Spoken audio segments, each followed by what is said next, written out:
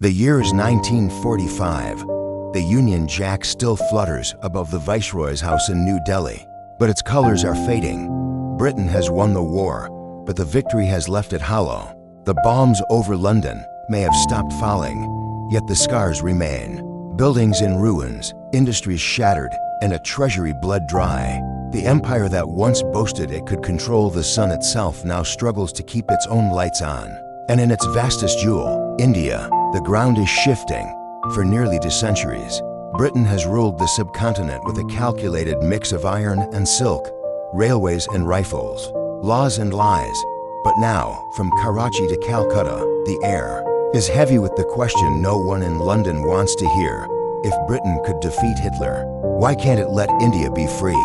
On the streets, trams rattle past walls plastered with peeling posters. Some call for independence, others for the war effort, relics of a fight already won. In smoky drawing rooms, white-haired officials sip gin and speak in guarded tones, knowing the end is coming, but pretending it is not. The sun is setting on the British Empire, and with it, an entire world order. India has not been a passive spectator in the Second World War. Over 2.5 million Indian soldiers, the largest volunteer army in history, fought under the British flag. They bled in the deserts of North Africa, the jungles of Burma, the mountains of Italy. But their homecoming is bitter. They return to a land still chained, where their sacrifices are met not with freedom, but with rations and rising prices. The wartime economy has left India scarred, food shortages, inflation, and a famine in Bengal that claimed millions of lives. The famine is a wound that festers beneath the surface of public memory. Mothers watch their children fade into shadows. Fields lay barren, not from drought, but from policies that fed the empire while India starved out in the quiet after the war. The resentment deepens. Britain may have survived Hitler, but it will not survive the storm that is gathering in its colonies. The years leading to 1945 are not years of peace. They are years of tension wound tight. Like a bowstring, the Quit India movement of 1942 has left its mark. Leaders have been jailed, protests crushed, but the spirit of resistance has not been broken. Students whisper slogans in classrooms. Farmers mutter about land and taxes in tea stalls. In cities, workers form unions, demanding wages and rights. The British see it all, and they know that the control they once held through fear is slipping away. But the unrest is not only against the British. Beneath the fight for independence, another fault line is widening, one that runs deeper than politics, deeper than economics, a division of identity, of faith, of belonging. Soon, this line will be drawn not on paper, but in blood. The years leading to 1945 are not years of peace. They are years of tension wound tight like a bowstring. The Quit India movement of 1942 has left its mark. Leaders have been jailed, protests crushed, but the spirit of resistance has not been broken. Students whisper slogans in classrooms. Farmers mutter about land and taxes in tea stalls. In cities, workers form unions, demanding wages and rights. The British see it all, and they know that the control they once held through fear is slipping away. But the unrest is not only against the British. Beneath the fight for independence, another fault line is widening, one that runs deeper than politics, deeper than economics, a division of identity, of faith, of belonging. Soon, this line will be drawn not on paper, but in blood. The war is over. Britain is exhausted, its economy drained, its army scattered across the globe. In London, politicians speak openly of the inevitable. India must be granted independence. But the question is when, and how. In early statements to Parliament, British leaders promise a speedy transfer of power. Yet in the shadows, civil servants and military planners warn that speed could be dangerous. India is no easy prize to hand over. It is vast, volatile, and divided. The British fear that if they withdraw too quickly, chaos will engulf the subcontinent, and chaos could open the door to civil war, or worse, foreign influence from the Soviet Union. But staying too long risks more rebellion, more blood. Behind the scenes, officials begin to consider a controversial idea. If they cannot leave behind a united India, perhaps they can leave behind two Indias. One for Hindus, one for Muslims. It is a thought born not out of generosity, but out of calculation. A division could make the exit faster and ensure that neither new state is strong enough to challenge Britain in the future. The promise of independence is real, but the cost will be a line carved through the heart of a nation. Long before the final days of the British Raj, the seeds of Indian self-rule were planted in a colonial drawing room in Bombay. It was 1885, and 72 men gathered, lawyers, journalists, landowners, and reformers, to form what would become the most influential political movement in Indian history, the Indian National Congress. In its early years, the Congress was polite, almost deferential. Meetings were formal affairs, filled with speeches in English, petitions drafted with care, and appeals to the fairness of the British Crown. Their hope was not revolution, but representation, a greater voice for Indians in the governance of their own land. But as the years passed, something changed. The polite requests turned into demands. A younger, more radical generation entered the party. Men like Bal Gangadhar Tilak, who declared, "Swaraj is my birthright, and I shall have it." By the 1920s, under Gandhi's leadership, the Congress transformed from a debating club into a mass movement, capable of mobilizing millions: farmers, laborers, merchants, students, all united under one idea: India did not belong to the British. The Congress became the voice of a dream, but in the shadows, another voice was rising, one that did not share the dream of a united India at all. At first, it was a small gathering, 45 men meeting in the city of Dhaka in 1906, concerned that the growing tide of Indian nationalism might drown out the voice of the Muslim community. From that meeting was born the All India Muslim League, a political party with a single purpose: to safeguard Muslim political rights in a land where they were a minority.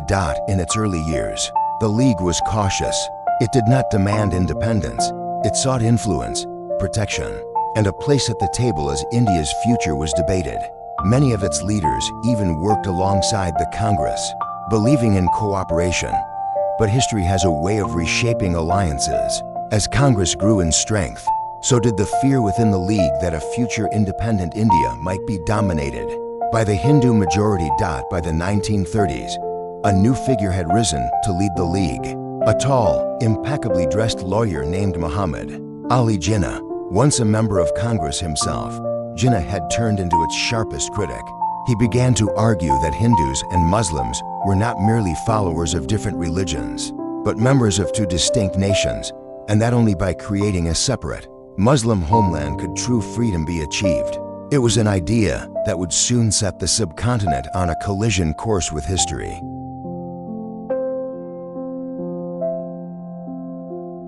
Part 5. The Great Migration begins. Decision had been made. Borders were being drawn not with ink, but with the blood and tears of millions. In August 1947, as the lines of partition were announced, an unimaginable exodus began. Across the vast plains of Punjab and Bengal, caravans stretched farther than the eye could see, some on foot, some on bullock carts, others clinging to overcrowded trains. Families who had lived side by side for centuries were suddenly told they belonged to different nations. A Sikh farmer in what was now Pakistan, a Muslim merchant in what was now India, each faced the same agonizing choice: leave everything behind or risk everything to stay. The roads became rivers of humanity. People carried only what they could hold: small bundles of food, water, a few clothes, a family heirloom wrapped in cloth. Many never made it to their destination. Trains that left Lahore for Delhi or Amritsar for Lahore often arrived silent, every passenger killed en route. The air was heavy with fear, the earth soaked with loss. It was the largest migration in human history. Nearly 15 million people were uprooted, and in that movement, centuries of shared culture and memory were fractured forever.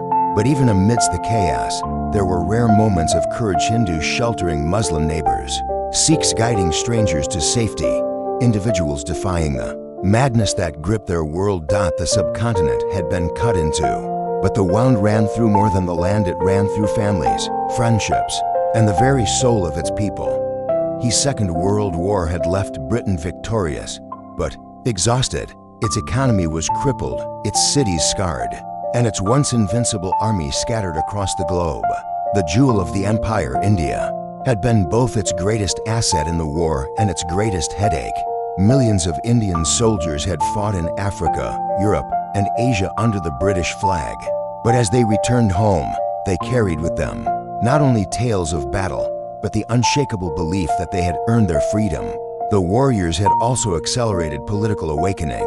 Britain had promised to consider India's independence in exchange for its support in the war. That promise was now unavoidable. Yet the road ahead was treacherous, not just for Britain, but for India itself. The country was a vast mosaic of religions, languages, and histories. And at its heart, a storm was brewing between two of its largest communities.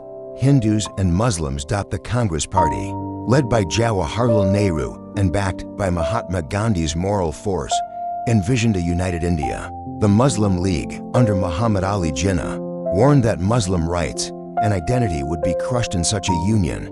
By 1946, communal tensions were no longer a shadow in the background.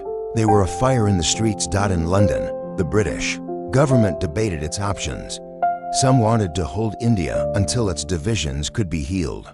Others argued that Britain could no longer afford to rule a land of 400 million people, especially one simmering on the edge of civil war.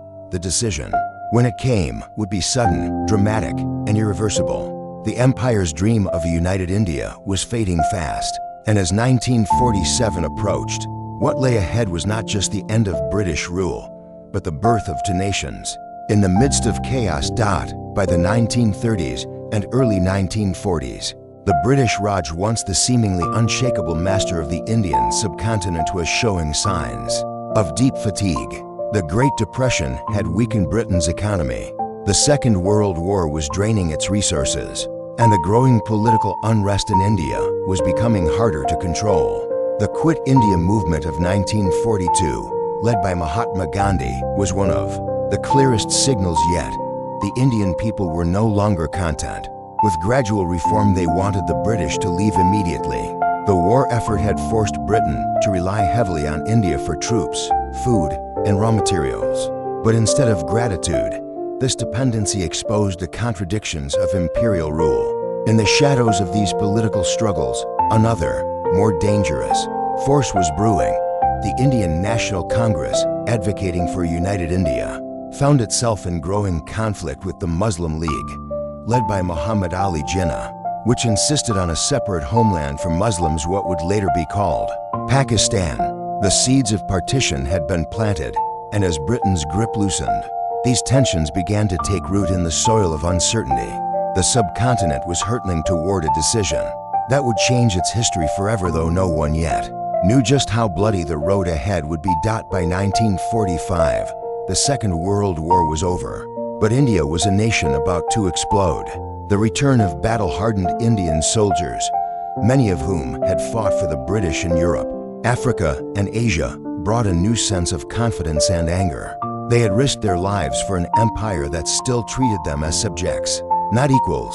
The Indian National Congress renewed its call for complete independence, while the Muslim League, under Jinnah, made its stance uncompromising. Without Pakistan, there would be no peace. The British, weakened by war and facing mounting debt, had little appetite left for holding onto the jewel of their empire. But as the debate over India's future grew louder, so too did the violence. Riots erupted in Calcutta in 1946, leaving thousands dead in just a few days. The Great Calcutta Killings were not an isolated incident, they were a grim preview of what lay ahead. If no solution was found, India was now a pressure cooker. Every protest, every political rally, every communal clash turned up the heat, and the British were standing over the stove, unsure whether to turn down the flame or walk away and let it boil over. In February 1947, the British government sent Lord Mountbatten to India, the man chosen to oversee the empire's most delicate exit. Charismatic, ambitious, and with a flair for drama, Mountbatten understood one thing quickly: time was running out. The situation on the ground was deteriorating faster than London had anticipated. Violence between Hindus and Muslims was spiraling. The political negotiations were deadlocked, Mountbatten was given a mandate to transfer power by June 1948, but after just weeks in India, he decided that date was impossible. Waiting another year, he feared, would plunge the subcontinent into an uncontrollable civil war. So he took a gamble. In June 1947, he announced that Britain would leave that August, barely 2 months away. The rushed timetable meant borders would have to be drawn in record time, a monumental task given the stakes. But Mountbatten believed speed was the only way to prevent catastrophe. In truth, it would unleash one of the greatest human tragedies in modern history. With independence suddenly just weeks away, the most explosive question had to be answered. Where would the border be? To decide, the British appointed a man who had never set foot in India before, Sir Cyril Radcliffe. He was a respected judge in England, but he had no knowledge of Indian politics, culture, or geography. Worse, he was given just 5 weeks to carve up a subcontinent of 400 million people. Radcliffe's task was staggering. He had to split Punjab in the west and Bengal in the east to vast provinces where Hindus, Muslims, and Sikhs had lived side by side for centuries. Villages, fields, rivers, railways, and even family homes would be divided, sometimes quite literally, down the middle. His maps were based on outdated census data and incomplete surveys. And with the clock ticking, every stroke of his pen was a guess that could decide the fate of millions. When Radcliffe finally delivered his award in August 1947, the lines seemed arbitrary to many. For some, their homes were suddenly in a foreign country. For others, their fields and livelihoods now lay across a dangerous new border. The ink was barely dry before the migration began, and with it, chaos.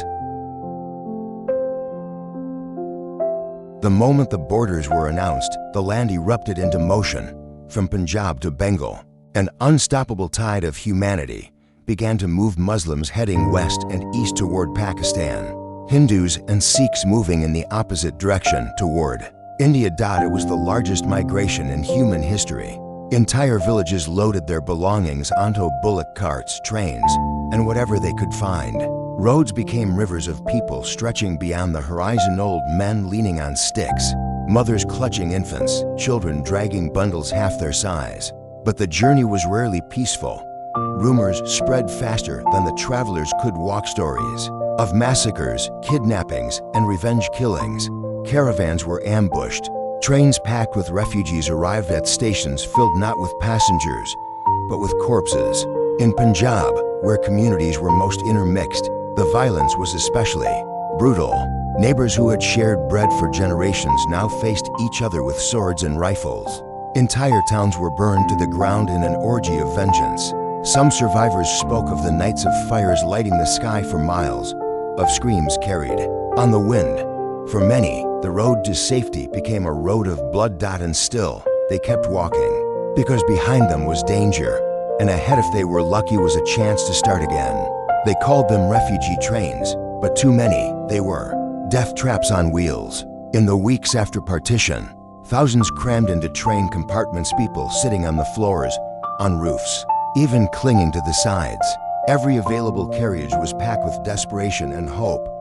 But the railways also became the perfect stage for slaughter. Armed mobs would stop trains at remote stations or along empty stretches of track.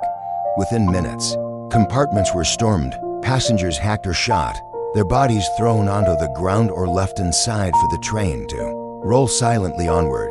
Survivors told of trains pulling into stations with not a single living soul aboard, only the dead and the stench of blood. These became known as ghost trains. Their arrival was both a warning and a grim message. This is what happens when you travel unprotected. Despite the danger, people kept boarding. For some, it was the only way to cross the new border. They carried whatever they could: trunks, sacks of grain, heirlooms clutching them as if they could anchor a life torn from its roots. Every departure was a gamble. Would the train reach safety or become another ghost story whispered in the refugee camps? And still, the wheels kept turning, iron beasts carrying both the living and the dead across a land that no longer knew where it began or where it ended. The year was 1940. The Second World War raged across continents, but in the Indian subcontinent, a different battle was unfolding. a battle for identity, security, and political destiny. On the 23rd of March, thousands gathered in Lahore under the banner of the All India Muslim League. The air was thick with anticipation. The colonial city, draped in green and white flags, became the epicenter of a turning point in history. The smell of dust and incense mingled with the murmur of the crowd as they waited for their leaders to speak. It was here that the Lahore Resolution, often later called the Pakistan Resolution, was passed. The wording was deliberate, careful, yet powerful. It called for independent states in the Muslim-majority areas of the northwest and east of India. For millions of Muslims, this was not merely political rhetoric. It was a lifeline. They had watched decades of Congress dominance and feared the erosion of their cultural and religious autonomy in a future, united India. The resolution crystallized the idea that their survival as a political entity depended on a separate homeland. Muhammad Ali Jinnah stood at the podium, his voice firm, his tone unyielding. He did not shout, he did not need to. Each word was measured, heavy with purpose. His message was clear. Muslims were not just a minority to be accommodated, they were a nation. With the right to self-determination, the Lahore Resolution did not create Pakistan overnight, but it shifted the axis of the independence struggle. It gave the movement a singular direction and a rallying cry. From this moment forward, the dream of a separate homeland became not just possible, but inevitable. The colonial rulers, preoccupied with a world war, underestimated its significance. Many Congress leaders dismissed it as a bargaining tactic. But for those who stood in the crowd that day, listening to the vision of their leaders, something irreversible had begun. History had taken a new path, and there would be no turning back. By 1946, London sent one final delegation, the cabinet mission, to salvage unity before the inevitable end of British rule. Sir Stafford Cripps, Lord Petherclorence, and A.V. Alexander arrived with a plan.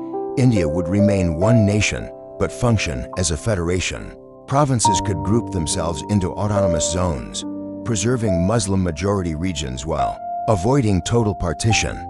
The proposal gained initial interest. Congress saw it as a step toward full independence, while the Muslim League viewed it as recognition of Muslim political strength. But the fragile consensus collapsed. Congress rejected the grouping of provinces as too rigid. The League feared it would leave Muslims politically vulnerable. On the 16th of August 1946, the Muslim League called for Direct Action Day to demonstrate Muslim unity. What followed was tragedy. The streets of Calcutta erupted in horrific violence, leaving thousands dead in just days. This bloodshed destroyed what little trust remained between communities, and the path to a peaceful, united India closed forever. The cabinet mission returned home, its efforts undone by the deep scars of mistrust, and Britain began preparing for the final act, withdrawal and division. August 1946, the monsoon hung heavy over Bengal's capital, but the air carried something darker, the tension of two nations to be trapped in one body. When the Muslim League's Direct Action Day began, it was meant to be a show of unity and determination for Pakistan. Instead, Calcutta became the stage for one of the bloodiest communal riots in modern history. Crowds poured into the streets, some marching in political solidarity, others armed with sticks, blades, and petrol. Rumors spread faster than truth. The line between protest and massacre vanished in hours. For days, Hindu and Muslim mobs clashed, shops burned, bodies lay in gutters. Police were overwhelmed. The city smelled of smoke and blood. Estimates vary, but as many as 4,000 people died, and tens of thousands fled their homes. The Great Calcutta Killing marked a point of no return. If there was any hope for a shared future, it drowned in those flooded streets. The violence spread. Bihar, Noakhali, Garmukteshwar each became a flashpoint, each feeding the belief that coexistence was no longer possible. By year's end, leaders on both sides began to speak openly, not of if India would be divided, but when and how and who would pay the price.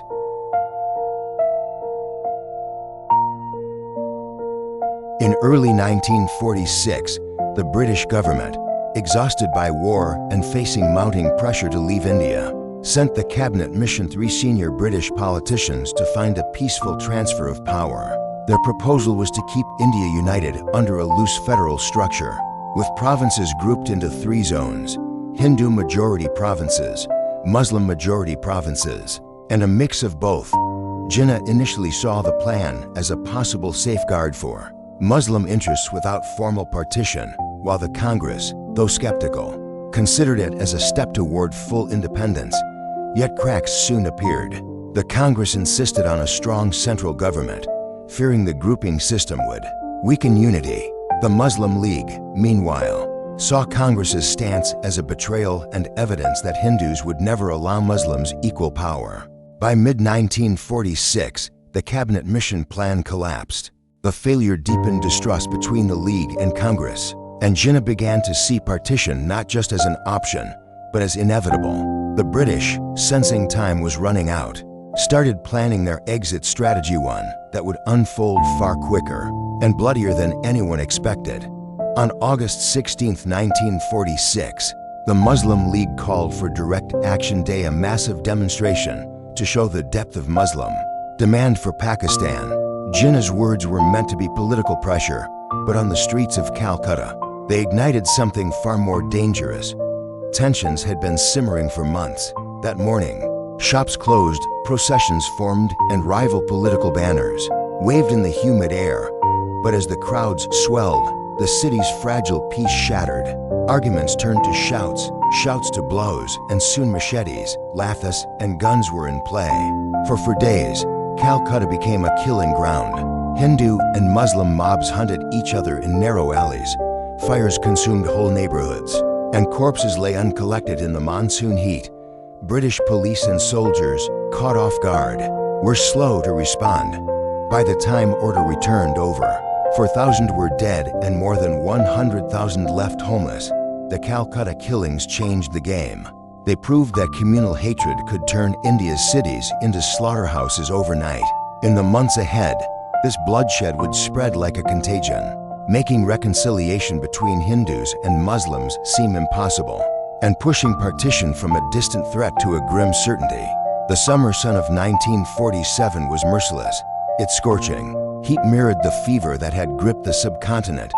With the announcement of partition, millions of people, Hindus, Sikhs, and Muslims, found themselves on the wrong side of the new borders drawn by Cyril Radcliffe's pen. From Punjab to Bengal, from Sindh to Delhi, entire villages packed up generations of memories into sacks and bundles. Families boarded trains, some bound for Pakistan, some for India, each journey shadowed by uncertainty. The roads became rivers of humanity. Ox carts creaked under the weight of belongings. Women carried infants on their hips, and old men leaned on staffs, trudging forward without knowing if they would ever see their ancestral homes again. But this migration was not only a movement of bodies, it was a tearing apart of hearts. Neighbors who had shared festivals and meals now parted in silence, afraid to speak of their grief, knowing that the lines between them had suddenly become borders. And amidst the crowd, whispers spread of trains that never arrived, of caravans attacked, of lives lost before journeys could end. The steam engines still chugged along the rails, but the journeys they carried were no longer ordinary. Some trains left Lahore filled with Hindus and Sikhs heading east. Others departed Amritsar, crowded with Muslims heading west. But too often, they arrived at their destinations silent, every passenger massacred, their lifeless bodies slumped in the carriages. The sight of these ghost trains became one of the darkest symbols of partition. Railway stations turned into arenas of chaos and dread.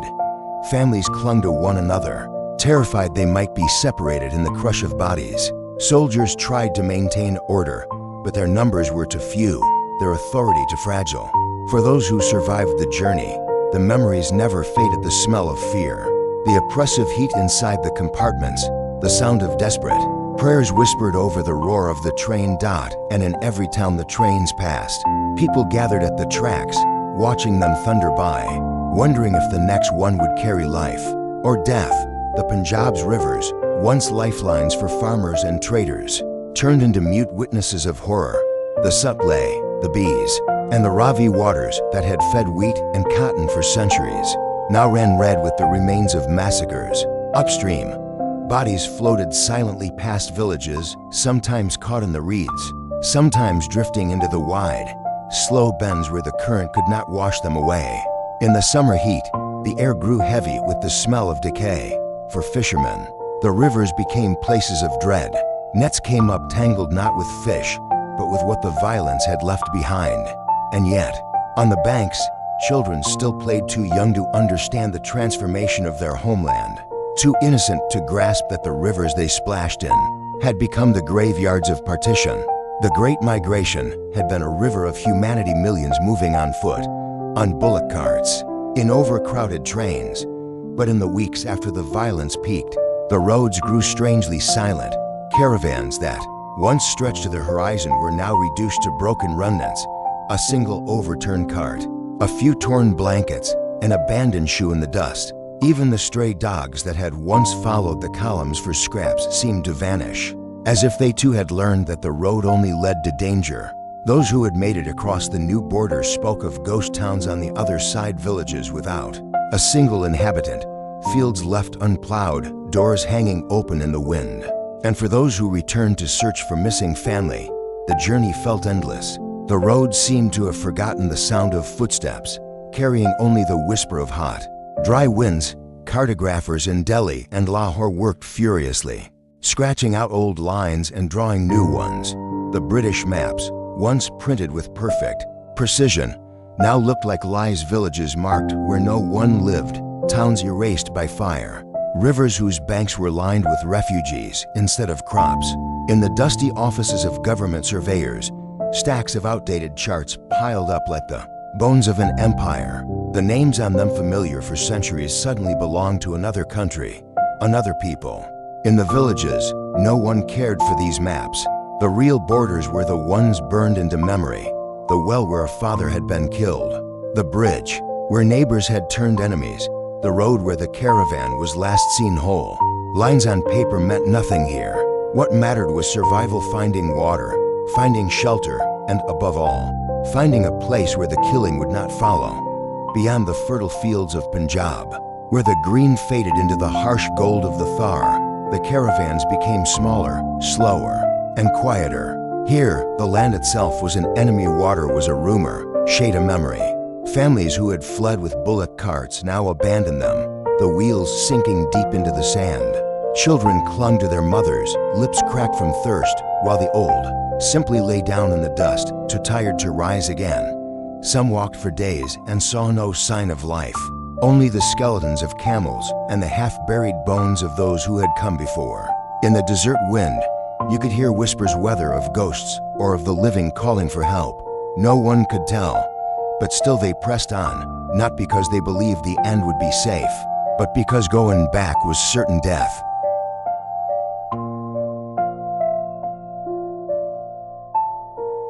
Once proud and ringing with the sound of prayer, the temples now stood empty, their carved pillars draped in cobwebs and dust.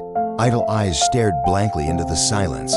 Offerings long since turned to rot, and the sacred pools lay cracked and dry. Vines crept over the sanctuaries, swallowing doorways and altars alike, as if the jungle itself sought to erase the memory of those who once prayed here. Travelers who stumbled upon these ruins swore the air inside was heavy, as though the stones themselves mourned the people who would never return. In a dimly lit chamber, deep within the crumbling heart of the city, the last scribes worked by flickering oil lamps, their reed pens scratching against brittle palm leaves. They wrote feverishly, not for kings or priests, but for the future, recording the laws, the harvest cycles, the names of rulers, and the stories of the gods, as if words alone could defy oblivion. Outside, the city was dying, but here, among the smell of ink and drying clay tablets, they clung to the belief that knowledge might outlive the walls that sheltered it.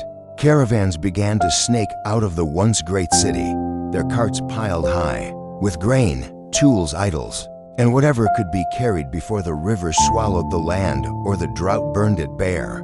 Families walked in silence, their eyes fixed on the horizon, leaving behind homes their ancestors had built, streets worn smooth by centuries of footsteps, and temples where their prayers had once risen like incense. The roads became rivers of dust and sorrow, as the Indus people scattered into the unknown, carrying with them not just belongings, but the last breath of a civilization. The fields once alive with the rhythm of planting and harvest now lay fallow, cracked by the relentless sun. The earth, once rich and dark, was parched and silent. Crops withered before they could grow, and the farmers' tools rusted in abandoned huts. Without the hands that had nurtured the soil for generations, the land itself seemed to mourn, waiting, perhaps, for a time when life might return, but knowing deep down that those who once tended it had vanished forever. Once a thriving center of culture, commerce, and faith, the Indus Valley civilization's great cities now lie silent beneath layers of dust and forgotten time.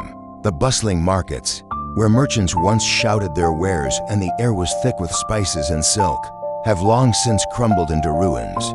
Streets that echoed with the footsteps of thousands are now choked with weeds, and the imposing granaries and baths stand as hollow monuments to a vanished era.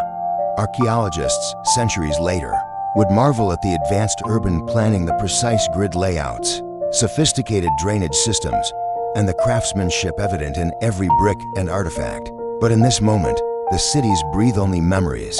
The rivers that once brought life and trade have shifted course, leaving behind dry beds and salt flats where fishermen once cast their nets. The songs of children playing near the water's edge have faded into silence. Yet, even in this stillness, the ghosts of a great civilization linger etched in the pottery shards, whispered in the wind through crumbling walls, and immortalized in the stories passed down by the few who remember. The Indus Valley may have vanished beneath the sands of time, but its legacy is etched deep in the soul of the subcontinent, a silent testament to human ingenuity, endurance, and the relentless passage of history. Deep beneath layers of earth and sand, the ruins of Mohenjo-Daro and Harappa lie like forgotten giants, once bustling with life. Their broad streets and towering walls now crumble quietly under the weight of centuries. The carefully laid bricks that formed homes, marketplaces, and granaries reveal a civilization that mastered urban planning long before many others. Yet, as the centuries passed, these cities were abandoned, swallowed by shifting rivers and encroaching deserts. Without their people, the canals dried up, wells ran empty, and the laughter that once filled the streets faded into an eerie silence. Archaeologists uncover fragments, pottery, seals etched with mysterious symbols, remnants of baths, and workshops, each telling a story of a people both sophisticated and elusive. But the true reasons behind their decline remain shrouded in mystery. Climate change, invasion, or internal collapse. Today, the ghosts of these cities remind us of the impermanence of even the greatest human achievements, urging us to remember and learn from the past before it is lost forever. The lifeblood of the Indus Valley civilization was its rivers, the mighty Indus and its countless tributaries. These waterways sustained agriculture, trade, and daily life for thousands of years. But nature's course is never fixed. Over centuries, the Indus River changed its path, shifting southwards, drying up once fertile lands and forcing settlements to adapt or perish. The once thriving cities found themselves stranded far from the nourishing waters that had made them prosperous. Crops failed, wells ran dry, and trade routes vanished. This slow but relentless transformation fractured the unity of the civilization. Communities fragmented, and people scattered in search of new homes and livelihoods. The silence that now blankets the ruins is the echo of a world undone by the shifting forces of nature and time. The mystery of the Indus Valley's disappearance continues to captivate historians and archaeologists alike. Was it climate change, tectonic activity, or perhaps human factors? The answers remain elusive. Though the great cities of the Indus Valley have long vanished beneath centuries of sand and dust, their legacy refuses to be erased. The intricate seals carved with enigmatic symbols hint at a sophisticated system of writing lost to time, while the ruins reveal a society with advanced knowledge of metallurgy, urban planning, and trade. This civilization's influence stretches beyond its time, echoing in the cultural fabric of South Asia and inspiring generations to come.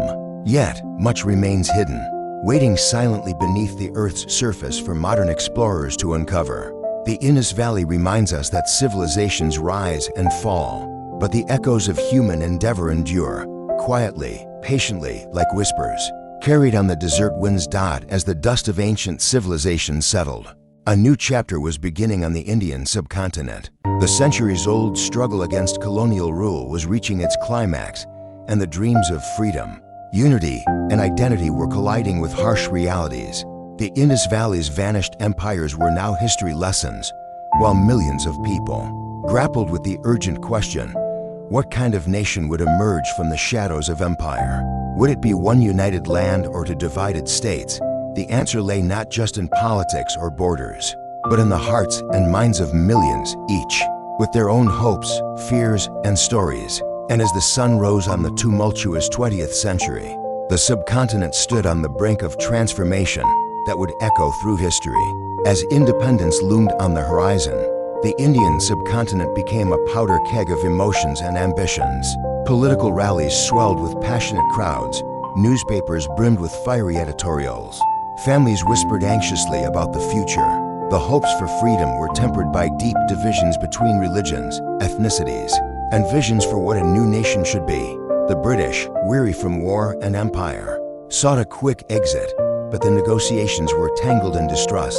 The Indian National Congress pushed for a united, secular India, while the Muslim League demanded a separate homeland for Muslims.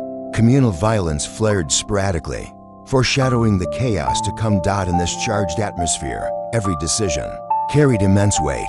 The course of history depended on fragile alliances and the choices of leaders. Walking a tightrope between peace and conflict, the storm was gathering, and no one knew exactly when or how it would break. In March 1947, the British Crown appointed Lord Mountbatten as the last Viceroy of India, tasked with overseeing the final phase of British rule and the transfer of power. A charismatic and decisive figure, Mountbatten arrived amidst mounting violence and political turmoil. Recognizing the impossibility of a slow, negotiated transition, he accelerated plans for independence, setting an ambitious deadline for August 15, 1947. The decision forced rapid and painful choices about partition, governance, and the fate of millions caught in the crossfire. Mountbatten's tenure was marked by both hope and tragedy, a brief moment of celebration shadowed by the unfolding nightmare of communal violence and mass migration. His legacy would be forever tied to the birth of two nations and the scars left in their wake. With independence just months away, the British government appointed Sir Cyril Radcliffe, a British lawyer with no prior experience in India, to draw the borders dividing India and Pakistan. Radcliffe faced an impossible task. He had only 5 weeks to partition a subcontinent of nearly 400 million people based on religious demographics, geography, and political pressure. The provinces of Punjab and Bengal were to be split, both home to deeply intertwined Hindu, Sikh, and Muslim communities. Villages, farmlands, and even families were abruptly divided by invisible lines on a map. The hurried and secretive process left little room for careful consideration, fueling confusion and panic. When Radcliffe's award was announced in August 1947, it sparked chaos. Millions suddenly found themselves on the wrong side of the border, triggering one of the largest mass migrations in human history, filled with hope, fear, and unimaginable suffering. The announcement of partition unleashed an unprecedented human movement. Over 15 million people began crossing borders on foot, by cart, and by overcrowded trains, fleeing communal violence and uncertainty. Families left ancestral homes with little more than the clothes on their backs. The journey was perilous. Attacks by armed mobs, robbery, starvation, and exhaustion plagued refugees. Trains often became scenes of massacres, turning them into ghost trains arriving empty or filled with the dead. Despite the danger, the exodus continued relentlessly. The subcontinent's social fabric was torn apart as neighbors became enemies, and entire communities vanished from regions they had inhabited for centuries. As millions fled their homes, the railways became the arteries of the Great Migration, but also scenes of unspeakable horror. Trains packed beyond capacity carried refugees desperate to reach safety, but many never arrived alive. Armed mobs targeted these trains, attacking passengers with brutal ferocity. Carriages were set ablaze, windows smashed, and bodies thrown onto the tracks. Survivors recounted harrowing tales of friends and family slaughtered while clinging to the hope of a new beginning. The trains earned the grim nickname ghost trains, arriving at stations either empty or filled with the dead and dying. The British authorities, overwhelmed and unprepared, struggled to maintain order amid the chaos. This violence deepened the scars of partition, turning journeys meant for refuge into nightmares of bloodshed. Yet, despite the terror, countless refugees pressed onward, driven by the unbearable choice between death on the road or death at home. The mass exodus was more than a migration. It was a human catastrophe on an unimaginable scale. Families were torn apart, parents lost children, siblings were separated, and entire communities were shattered. Refugee camps quickly became overwhelmed, with scarce food, water, and medical care. Disease spread rapidly, compounding the suffering of those already traumatized by violence and loss. Women and children were especially vulnerable, often victims of abductions, assaults, and forced conversions.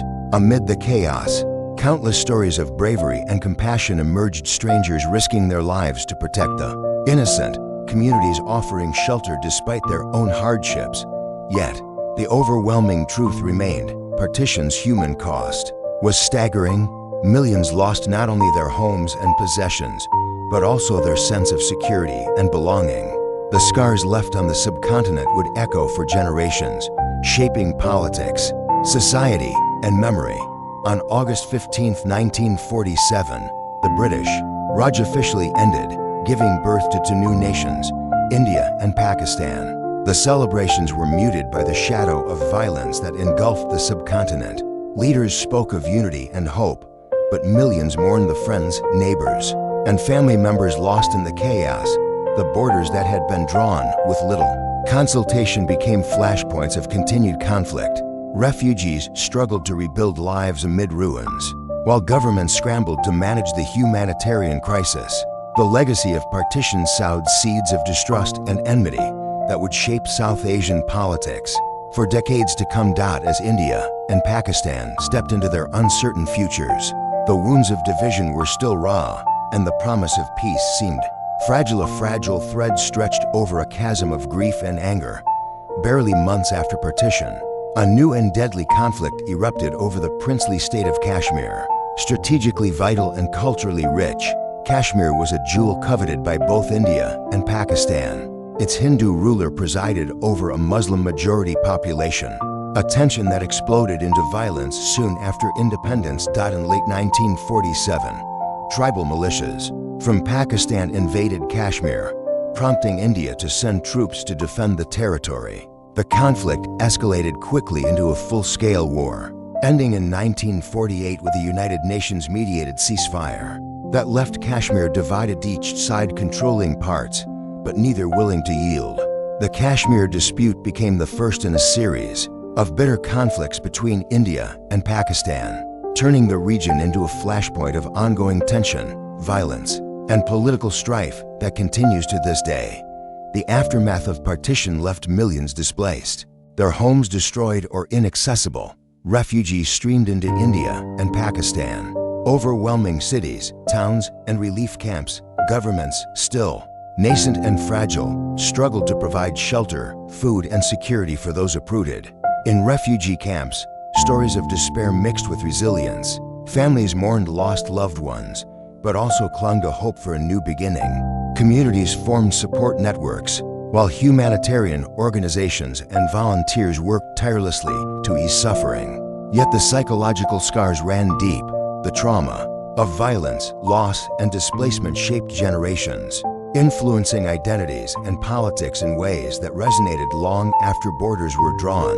The division of the Indian subcontinent in 1947 left a legacy far beyond the immediate violence and displacement.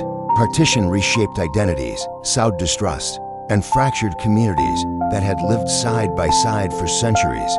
Politically, it set the stage for ongoing conflict not only between India and Pakistan, but within their own borders. Religious tensions hardened, migrations continued in waves, and memories of trauma passed from generation to generation. influencing national narratives and policies. Culturally, partition marked the loss of shared spaces, markets, festivals, and neighborhoods that had once united diverse peoples. Families separated by borders maintained bonds through letters, memories, and stories. Even as physical reunion became impossible, though decades have passed, the shadow of partition remains vivid, reminding the subcontinent that history is never truly buried, and that peace requires constant effort to heal old wounds. Amid the upheaval and violence, countless stories of courage, loss, and survival were never recorded, lost voices swallowed by the chaos. Women who endured unimaginable horrors, children separated from families, elders who witnessed the crumbling of centuries-old traditions, poets, writers, and musicians struggled to capture the pain and hope of those times, but many tales remained, whispered in quiet corners, passed down through generations like fragile heirlooms. Today, efforts to recover these lost histories continue through oral testimonies, archives, and memorials seeking to honor those who suffered and ensure that their experiences are never forgotten. In March 1947, the British Crown appointed Lord Mountbatten as the last Viceroy of India, tasked with overseeing the final phase of British rule and the transfer of power. A charismatic and decisive figure, Mountbatten arrived amidst mounting violence and political turmoil. Recognizing the impossibility of a slow, negotiated transition, he accelerated plans for independence, setting an ambitious deadline for August 15, 1947. The decision forced rapid and painful choices about partition, governance, and the fate of millions caught in the crossfire. Mountbatten's tenure was marked by both hope and tragedy, a brief moment of celebration shadowed by the unfolding nightmare of communal violence and mass migration. His legacy would be forever tied to the birth of two nations and the scars left in their wake. With independence just months away, the British government appointed Sir Cyril Radcliffe, a British lawyer with no prior experience in India, to draw the borders dividing India and Pakistan. Radcliffe faced an impossible task. He had only 5 weeks to partition a subcontinent of nearly 400 million people based on religious demographics, geography, and political pressure. The provinces of Punjab and Bengal were to be split, both home to deeply intertwined Hindu, Sikh, and Muslim communities. Villages, farmlands, and even families were abruptly divided by invisible lines on a map. The hurried and secretive process left little room for careful consideration, fueling confusion and panic. When Radcliffe's award was announced in August 1947, it sparked chaos. Millions suddenly found themselves on the wrong side of the border, triggering one of the largest mass migrations in human history, filled with hope, fear, and unimaginable suffering. The announcement of partition unleashed an unprecedented human movement. Over 15 million people began crossing borders on foot, by cart, and by overcrowded trains, fleeing communal violence and uncertainty. Families left ancestral homes with little more than the clothes on their backs. The journey was perilous. Attacks by armed mobs, robbery, starvation, and exhaustion plagued refugees. Trains often became scenes of massacres, turning them into ghost trains arriving empty or filled with the dead. Despite the danger, the exodus continued relentlessly. The subcontinent's social fabric was torn apart as neighbors became enemies, and entire communities vanished from regions they had inhabited for centuries. As millions fled their homes, the railways became the arteries of the Great Migration, but also scenes of unspeakable horror. Trains packed beyond capacity carried refugees desperate to reach safety, but many never arrived alive. Armed mobs targeted these trains, attacking passengers with brutal ferocity. Carriages were set ablaze, windows smashed, and bodies thrown onto the tracks. Survivors recounted harrowing tales of friends and families slaughtered while clinging to the hope of a new beginning. The trains earned the grim nickname ghost trains, arriving at stations either empty or filled with the dead and dying. The British authorities, overwhelmed and unprepared, struggled to maintain order amid the chaos. This violence deepened the scars of partition, turning journeys meant for refuge into nightmares of bloodshed. Yet, despite the terror, countless refugees pressed onward, driven by the unbearable choice between death on the road or death at home. The mass exodus was more than a migration. It was a human catastrophe on an unimaginable scale. Families were torn apart, parents lost children, siblings were separated, and entire communities were shattered. Refugee camps quickly became overwhelmed with scarce food, water, and medical care. Disease spread rapidly, compounding the suffering of those already traumatized by violence and loss. Women and children were especially vulnerable, often victims of abductions, assaults, and forced conversions. Amid the chaos, countless stories of bravery and compassion emerged, strangers risking their lives to protect the innocent, communities offering shelter despite their own hardships. Yet, the overwhelming truth remained: partition's human cost was staggering. Millions lost not only their homes and possessions, but also their sense of security and belonging. The scars left on the subcontinent would echo for generations, shaping politics, society, and memory. On August 15, 1947, the British Raj officially ended, giving birth to two new nations, India and Pakistan. The celebrations were muted by the shadow of violence that engulfed the subcontinent. Leaders spoke of unity and hope, but millions mourned the friends, neighbors, and family members lost in the chaos. The borders that had been drawn with little consultation became flashpoints of continued conflict. Refugees struggled to rebuild lives amid ruins, while governments scrambled to manage the humanitarian crisis. The legacy of partition sowed seeds of distrust and enmity that would shape South Asian politics for decades to come. As India and Pakistan stepped into their uncertain futures, the wounds of division were still raw, and the promise of peace seemed fragile. A fragile thread stretched over a chasm of grief and anger. Barely months after partition, a new and deadly conflict erupted over the princely state of Kashmir. Strategically vital and culturally rich, Kashmir was a jewel coveted by both India and Pakistan.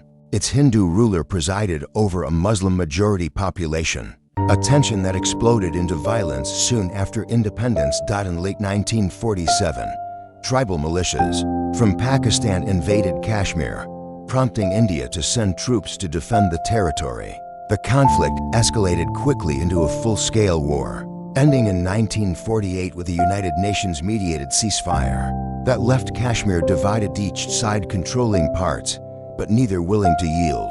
The Kashmir dispute became the first in a series of bitter conflicts between India and Pakistan, turning the region into a flashpoint of ongoing tension, violence, and political strife that continues to this day. The aftermath of partition left millions displaced, their homes destroyed or inaccessible. Refugees streamed into India and Pakistan, overwhelming cities, towns, and relief camps. Governments, still nascent and fragile, struggled to provide shelter, food, and security for those uprooted. In refugee camps, stories of despair mixed with resilience. Families mourned lost loved ones, but also clung to hope for a new beginning. Communities formed support networks, while humanitarian organizations and volunteers worked tirelessly to ease suffering. Yet the psychological scars ran deep. The trauma of violence, loss, and displacement shaped generations, influencing identities and politics in ways that resonated long after borders were drawn. The division of the Indian subcontinent in 1947 left a legacy far beyond the immediate violence and displacement. Partition reshaped identities, sowed distrust, and fractured communities that had lived side by side for centuries. Politically, it set the stage for ongoing conflict not only between India and Pakistan, but within their own borders. Religious tensions hardened, migrations continued in waves, and memories of trauma passed from generation to generation, influencing national narratives and policies. Culturally, partition marked the loss of shared spaces, markets, festivals, and neighborhoods that had once united diverse peoples. Families separated by borders maintained bonds through letters, memories, and stories. Even as physical reunion became impossible, though decades have passed, the shadow of partition remains vivid, reminding the subcontinent that history is never truly buried, and that peace requires constant effort to heal old wounds. Amid the upheaval and violence, countless stories of courage, loss, and survival were never recorded, lost voices swallowed by the chaos. Women who endured unimaginable horrors, children separated from families, elders who witnessed the crumbling of centuries-old traditions, poets, writers, and musicians struggled to capture the pain and hope of those times, but many tales remained, whispered in quiet corners, passed down through generations like fragile heirlooms. Today, efforts to recover these lost histories continue through oral testimonies, archives, and memorials seeking to honor those who suffered and ensure that their experiences are never forgotten.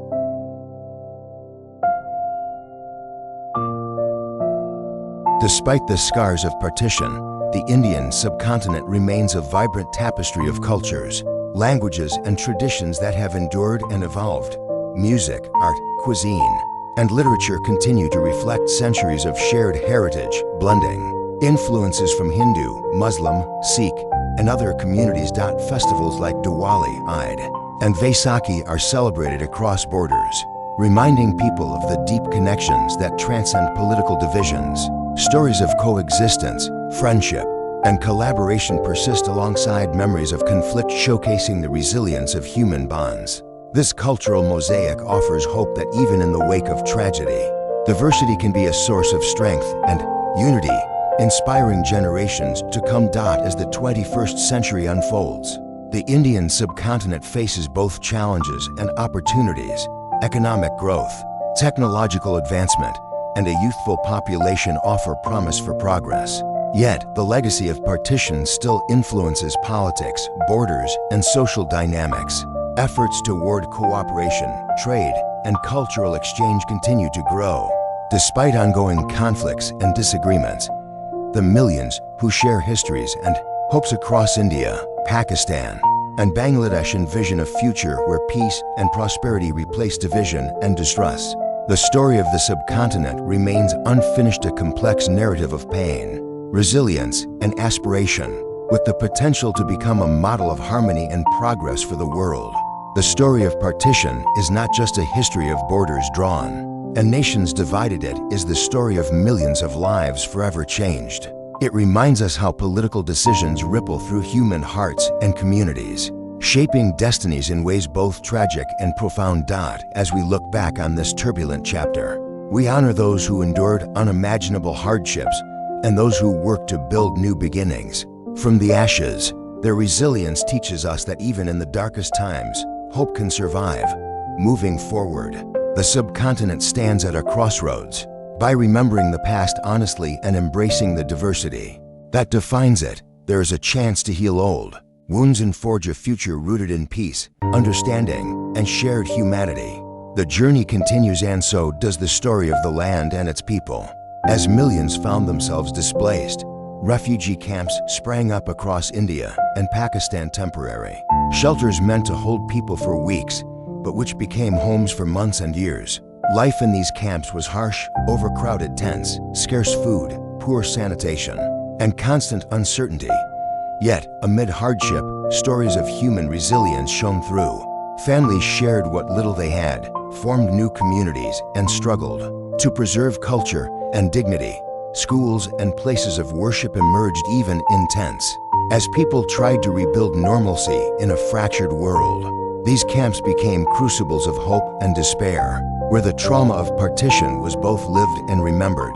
The partition upheaval was especially devastating for women, who faced not only displacement, but targeted violence, abductions, and forced conversions. Yet, countless women showed extraordinary courage, protecting their families, organizing relief, and resisting oppression. Some smuggled children to safety through dangerous territories. Others formed support groups in refugee camps, sharing food and comfort. In a world torn apart, women became the silent pillars holding shattered communities together. Their stories, often untold, reveal a profound strength and resilience amid one of history's darkest chapters, reminding us that survival is not just physical, but also the endurance of hope and dignity. The British Raj's withdrawal from India was swift and chaotic, marked by a failure to anticipate the scale of violence and displacement. For decades, British colonial policies had deepened communal divisions, and their hurried exit left behind a fractured land unprepared for independence. Some historians argue that Britain's priority was a rapid exit rather than a peaceful transition, leading to rushed decisions like the Radcliffe Line that split communities without consultation. The legacy of colonial rule divide and rule policies, economic exploitation, and administrative neglect cast a long shadow over partition's tragedies. Understanding the British role is crucial to comprehending the complex causes and consequences of partition and its enduring impact on South Asia's political landscape.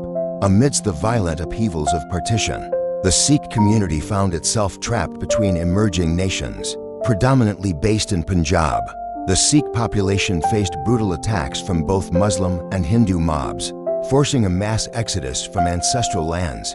Their sacred city, Amritsar, became a refuge and a battleground.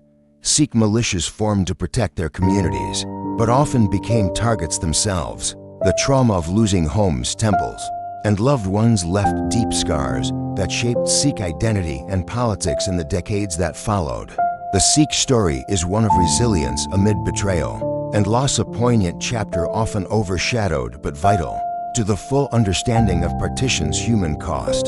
The Indian National Congress, which led the freedom movement, faced profound challenges during partition. While it advocated for a united India, it struggled to address the fears of minority communities and the demands of the Muslim League for a separate state. Leaders like Jawaharlal Nehru and Mahatma Gandhi called for peace and religious harmony, but the growing communal violence made unity increasingly fragile.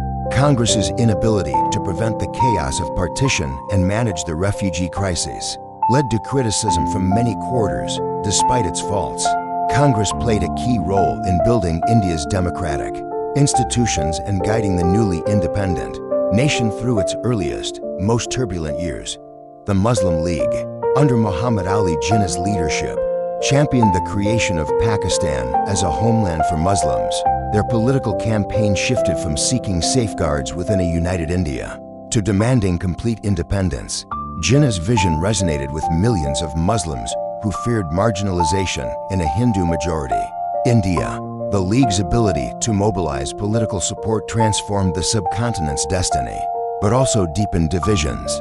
While the creation of Pakistan marked a historic triumph for the League, it came at immense human cost and set the stage for ongoing tensions between the two nations. At the time of partition, India was not a monolithic entity, but a patchwork of over 500 princely states, each ruled by local monarchs who faced the difficult choice of joining either India or Pakistan, or attempting to remain independent. Many small states were quickly integrated, but larger ones like Hyderabad, Junagadh, and Kashmir posed major challenges. Their rulers' decisions were influenced by religion, geography, and political pressure, leading to conflicts and military actions that shaped post-partition boundaries. The fate of these princely states added complexity to an already turbulent transition, illustrating how the map of South Asia was shaped not just by geography, but by political intrigue and negotiation. Partition deeply influenced the arts and literature of South Asia, inspiring countless works that grappled with loss, identity, and memory. Writers, poets, and artists captured the trauma and displacement experienced by millions, giving voice to personal and collective grief. Notable figures like Saadat Hasan Manto, Ismat Chaitai, and Khushwant Singh penned stories that exposed the brutal realities of partition, challenging official narratives and confronting taboo subjects. Music and cinema also reflected the era's tensions and hopes, shaping cultural memory for generations through art and literature. Partition's human stories continue to resonate, reminding us that beyond politics lies the lived experience of millions. The traumatic events of partition deeply altered the religious landscape of South Asia. Regions that had been religiously diverse became more homogenized as millions migrated.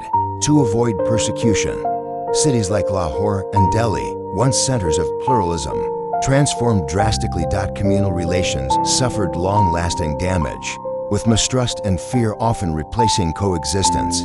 Religious identities became tightly linked with national identities, sometimes fueling political agendas and conflict. Efforts at interfaith dialogue have sought to rebuild bridges, But the scars of partition remain a sensitive and complex part of the subcontinent's social fabric. The upheaval of partition did not just reshape South Asia, it sent ripples across the world. Millions who fled their homelands became part of a vast diaspora, settling in Britain, North America, and beyond. These communities carried with them memories of loss, resilience, and cultural richness, influencing global arts, politics, and society. Their stories added new layers to the narrative of partition, showing how its impact transcended borders and generations. Today, the South Asian diaspora continues to grapple with identity, belonging, and history, bridging worlds while keeping alive the memories of a divided homeland.